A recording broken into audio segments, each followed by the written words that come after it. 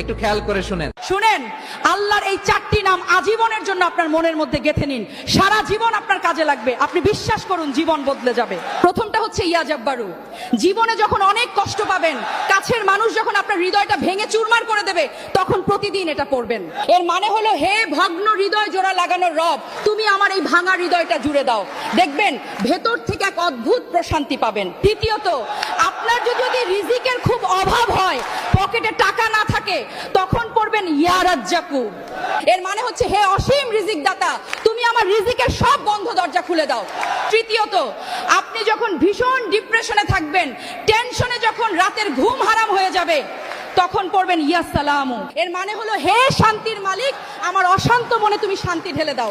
আর 4 number, বারবার দোয়া করারও পরও যখন দেখবেন দোয়া কবুল হচ্ছে না, তখন হতাশ না হয়ে পড়বেন ইয়া মুজিবু। মানে, হে দোয়া কবুলকারী রব, তুমি আমার ফরিয়াদ কবুল করে নাও। ভিডিওটা আপনার সেই প্রিয় মানুষ বা বন্ধুকে শেয়ার করুন।